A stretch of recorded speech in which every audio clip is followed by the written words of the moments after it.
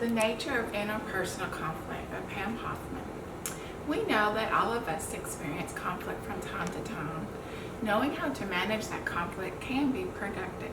For example, you and a coworker disagree on a project. How do you resolve this conflict?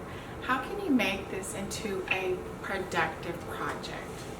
First, we need to know the definition of the interpersonal conflict.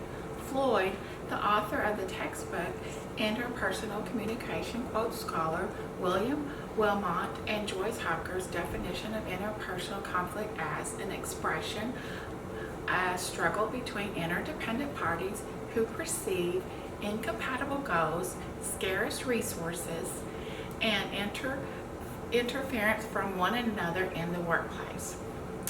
And in the workplace, interpersonal conflict can occur when you and other individuals must work together on a project and do not share the same views and have different goals.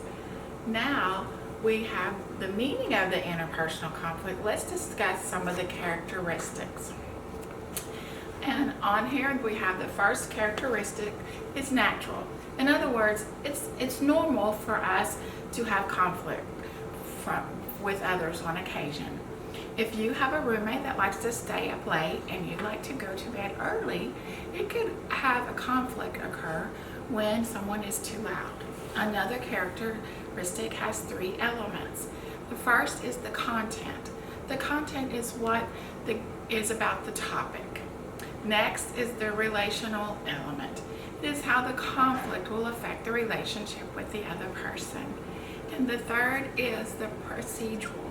This part includes the terms that have been established to resolve the conflict.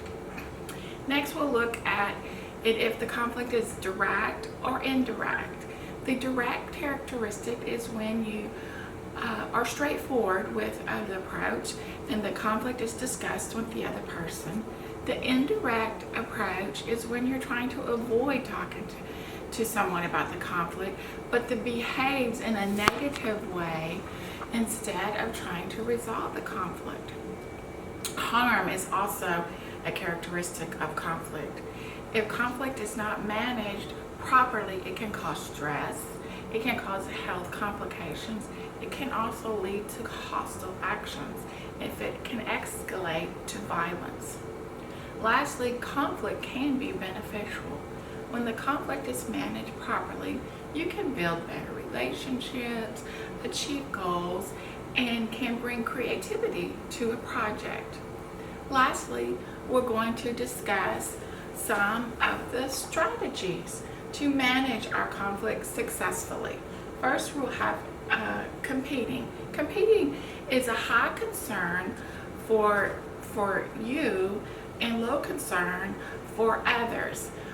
This strategy is successful when it is desired when you're competing in a sports game. Next is avoiding the conflict. You can have a good strategy at times to use this when you want to keep harmony. Next is accommodating. In the textbook Interpersonal Communication by Floyd, it states that accommodating is a strategy when your goal is sacrifice so that the other party wins. He states that your culture plays an important part in the use of accommodation. In many Asian societies, accommodating is often expected and is viewed as respectful. Compromising is a strategy when both sides give something, but neither side gets exactly what they want, but both come away with something. And finally, collaborating. Floyd has stated that this style represents a high concern for both parties. The goal is to arrive at a win-win situation, and that this style takes a great deal of energy, patience, and imagination.